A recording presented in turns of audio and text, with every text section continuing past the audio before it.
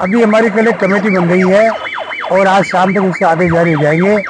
हम कोशिश करें कि बुधवार के दिन या गुरुवार के दिन सारे समाजों के जो नेता लोग हैं, आज सुनील जी बैठे हैं और भी हमारे पदाधिकारी बैठे हैं, सारे समाजों के संस्थाओं को साथ लेकर के हजारों की संख्या में इस जगह एक बड़ा आंदोलन की शुरुआत करेंगे। जैसा अभी बताया जा रहा कि इस जघन्य जो कांड हुआ है, इसके अंदर जो सम्मिलित लोग हैं, उसके अंदर वहाँ हिंडौन से भाजपा का जो मंत्री है उसका लड़का बता रहे, या तो सरकार के वासिंदे उसको बचाने की कोशिश कर रहे हैं, लेकिन हम इस परिवार के साथ अन्याय नहीं होने देंगे। ये आप राजस्थान के अंदर कानून व्यवस्था नाम की कोई चीज शेष रह नहीं गई है। और आप विडम्बना देखिए कि जिस थाना क्षेत्र के अंदर इतनी बड़ी घटना हुई है, उस थाने का एसएचओ वहां पर कैसे बैठा है? वो थाना सस्पेंड हो जाना चाहिए था अब तक।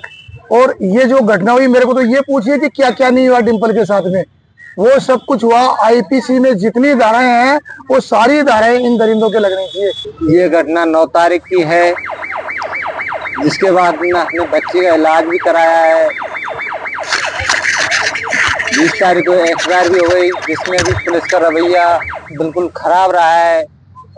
उनको हम बार बार बयान के लिए बुला रहे हैं, तब जाके वो 14 तारीख को बयान के लिए आए हैं। और उसके बाद भी उन्होंने 164 के बयान नहीं करवाए बच्चे के। उसके बाद में हमको हमारे रिश्तेदार जो हॉस्पिटल पहुंचे, उनको हमारे जो यार दोस्त घर समाचारों के लिए जा रहे हैं, उनको सबको अरेस्ट कर करके मार लगाई है पुलिस वालों ने। अगर ये पुलिस इतना फोकस जो बच्ची ने फोटो टैग किया है उस पर देती तो शायद वो इसको पकड़ सकती थी। अब वो एक ही कोई ही लेके बैठे हैं, जबकि बच्ची ने 2 का इशारा किया है, तो दूसरे को क्यों नहीं खोज रही पुलिस? कि अब तो जाग जाओ, बेटियां हमारी सुरक्षित नहीं है। आप तुरंत प्रभाव से जो आयु लगा रखा है या कमेटी गठित करके निष्पक्ष न्याय ये दिलाने की कष्ट करें और तुरंत ही अति शीघ्र ही दोषियों को फांसी की सजा आप दिलाएं। अंतर्राष्ट्रीय मानवाधिकार जो संगठन बना है वो पिछले 8 साल से राजस्थान में रन कर रहा है और हमने कई प्रकार के ऐसे केस सोल्व करे हैं। और अब भी हम एक, या तो सरकार सुन लेती है, नहीं तो जल्दी ही हम 15 तारीख के बाद में हर जिले हेडक्वार्टर के ऊपर एक धरना देंगे। डिम्पल मीणा को न्याय दिलाने के लिए सब आए, लेकिन नहीं आया तो प्रशासन, नहीं आई तो न्याय की उम्मीद। लेकिन फिर भी लोग आस लगाए बैठे हैं, बार बार सरकार को पुकार रहे हैं, बार बार स्थानीय कर्मचारियों को आवाज लगा रहे हैं। और हमारे कैमरे के सामने crime focus Sanjay news channel पे स्क्रीन पे मौजूद है पुष्पेंद्र भारद्वाज जी और साथ में सुरेश जी। बहुत सारे ऐसे चर्चित चेहरे जो हमेशा हर एक समाज के लिए आवाज उठाने के लिए खड़े रहते हैं, न्याय दिलाने के लिए 24 घंटे वो अपना घर बार छोड़ कर करके न्याय पीड़ित को ही अपना घर मान करके चल पड़ते हैं सड़कों पे। और आज फिर से पहुंच गए हैं जयपुर के उस स्थान पे जहां काफी दिनों से धरना चल रहा है। श्रीमान जी, जहां आज बात करते हैं कि अधिकारी एक पद पे इसलिए बैठता है कि उसको आवाज सुनाई पड़े और चल पड़े। एक राजनीति में राजनेता इसलिए आता है क्योंकि जनता की जो असुविधाएं हैं उनको सुविधा दिलाए। लेकिन यहाँ तो एक मानव को शर्मसार करने वाली घटना सामने आई है, और वो बेटी जिसकी उम्र 11 साल।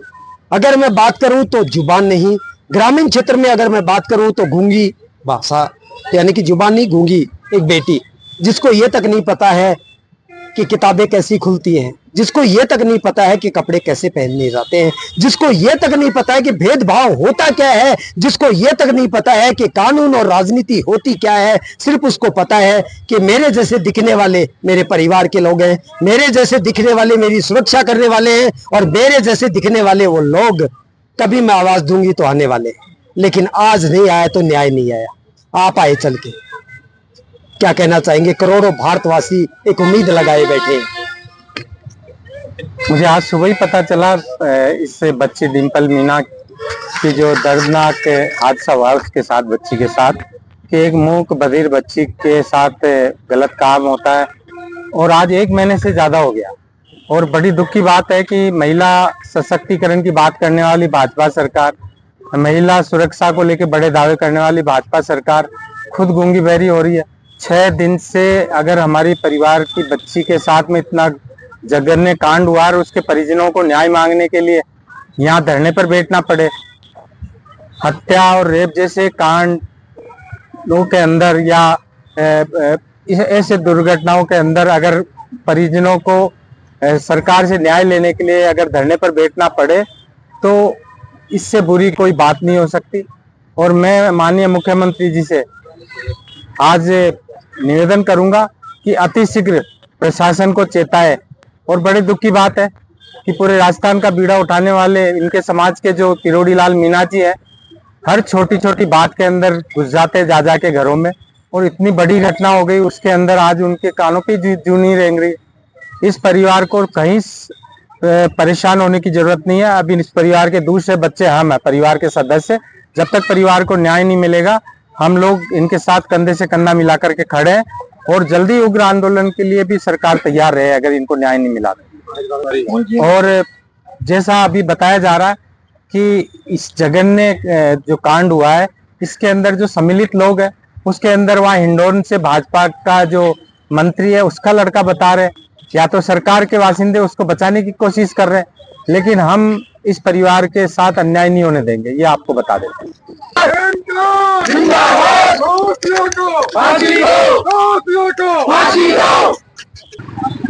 बात कर रहे थे समाज की, तो समाज के नेता भी जो है पीछे नहीं है, जो भी हमदर्द समाज की परिभाषा जानते हैं और पीड़ित परिवार की भावनाओं को समझते हैं वो उपस्थित हैं। सुरेश जी हमारे बीच में कैमरे पे। सुरेश जी, एक देश में एक सिस्टम है कि न्याय और अन्याय की जहां बात करते हैं तो किसी का प्रिय होता है, वो चाहे अपराधी को बचाने का काम होता है, लेकिन दुनिया का एक अलग सिस्टम है। रिश्ते नाते नहीं देखे जाते, अपराधी की कोई रिश्ते नहीं होते, अपराधी अपराधी ही होता है। अगर कोई अपराधी को सह देने वाला हो तो वो उससे भी बड़ा अपराधी होता है, लेकिन अभी तक सरकार के जो अधिकारी हैं वो तक सोए हुए हैं। किस तरीके से आप उनको जगाना चाहिए? देखिए, राजस्थान के अंदर कानून व्यवस्था नाम की कोई चीज शेष रह नहीं गई है। और आप विडम्बना देखिए कि जिस थाना क्षेत्र के अंदर इतनी बड़ी घटना हुई है उस थाने का एसएचओ वहां पर कैसे बैठा है? वो थाना सस्पेंड हो जाना चाहिए था अब तक। और ये जो घटना हुई, मेरे को तो ये पूछिए कि क्या क्या नहीं हुआ डिम्पल के साथ में, वो सब कुछ हुआ। आईपीसी में जितनी धाराएं हैं वो सारी धाराएं इन दरिंदों के लगनी चाहिए। अरे भारतीय जनता पार्टी के लोग बात करते हैं कि साहब अपराधियों के खिलाफ हमने इनकी जो संपत्ति है, इनके जो मकान हम ध्वस्त कर रहे हैं, तो अब तक अपराधी नहीं पकड़ा गया। और वो जो जिस अपराधी का को चिन्हित किया गया वो सरेआम घूम रहा है और सरकार का प्रोटेक्शन है। वहाँ का जो एसपी है वो सहयोग कर रहा है, वहाँ का डीवाईएसपी सहयोग कर रहा है। और अब आनंद फानंद में हमारे को बेवकूफ बनाने के लिए एक इन्वेस्टिगेशन दी गई है, वो भरतपुर के एडिशनल एसपी को दी गई है, उन साहब को भी पता नहीं है।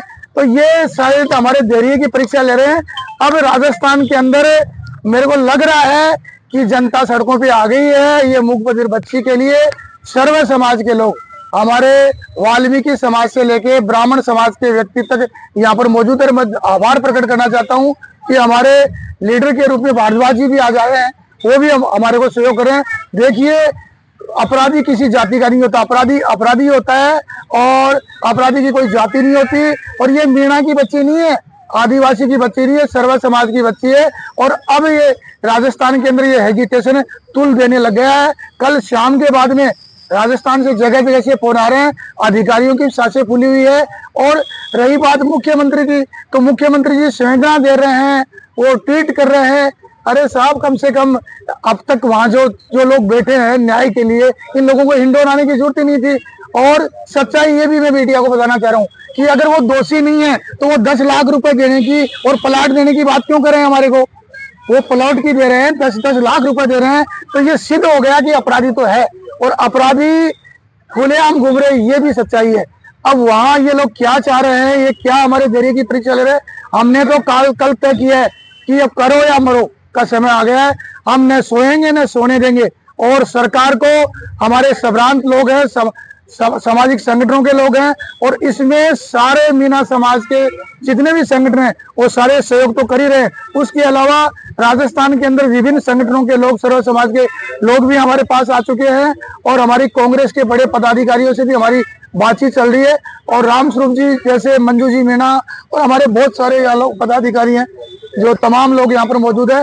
अब हमारे धैर्य की सीमा समाप्त हो चुकी है और हम अब डिसीजन का इंतजार कर रहे हैं।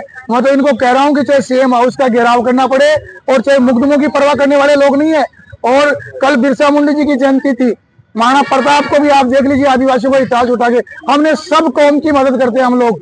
और राजस्थान में जहां कहीं भी इस प्रकार से पीड़ित व्यक्ति के साथ में हम सर्व समाज के लोगों के साथ में रहते हैं। और इस मामले के अंदर अब हम सबर है जो हमारा टूट चुका है और अब हम सड़कों पे उतरने के लिए तैयार है।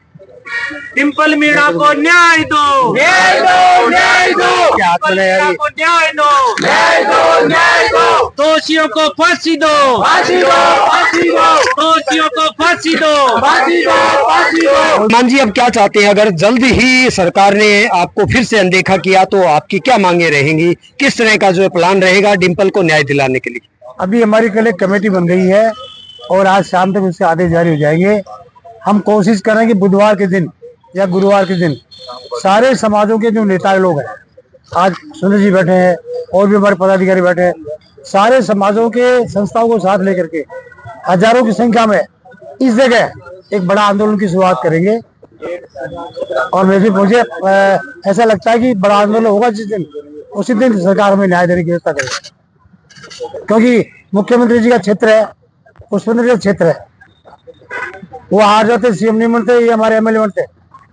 लेकिन चूंकि दूरी नहीं इन दोनों की, आपने कहा पुष्पेंद्र जी ने कि मैं सीएम साहब से बात करूंगा, पर चूंकि जैसे सुनने में आ रहा है कि दोषी लोग हैं, मुख्य बीजेपी सरकार के हैं, मुख्यमंत्री जी जानकार है, तो जब ऐसा जघन्य अपराध होता है तो बचाने की सीमा नहीं होती। मैं तो मेरे समाज से भी सभी समाज के लोगों से अनुरोध करना चाहता हूँ कि इस धरने को बढ़ाते हुए हमारा जो उग्र आंदोलन है उसमें आप शरीक होइए ताकि डिंपल बेटा को न्याय मिल सके। टोडा भीम क्षेत्र से और ददेनपुरा निवासी डिंपल जिस तरीके से एक संदेश दे रही है, सभी को बुला रहे हैं, कैमरे पे उनके पीड़ित पिता जो सामने हैं। ये घटना 9 तारीख की है, जिसके बाद में अपने बच्चे का इलाज भी कराया है। 20 तारीख को एक्सपायर भी हो गई, जिसमें भी पुलिस का रवैया बिल्कुल खराब रहा है। उनको हम बार बार बयान के लिए बुला रहे हैं, तब जाके वो 14 तारीख को बयान के लिए आए हैं। और उसके बाद भी उन्होंने 164 के बयान नहीं करवाए बच्चे के। उसके बाद में हमको हमारे रिश्तेदार जो हॉस्पिटल पहुंचे, उनको हमारे जो यार दोस्त घर समाचारों के लिए जा रहे हैं, उनको सबको अरेस्ट कर करके मार लगाई है पुलिस वालों ने। अगर ये पुलिस इतना फोकस जो बच्ची ने फोटो टैग किया है उस पर देती तो शायद वो इसको पकड़ सकती थी।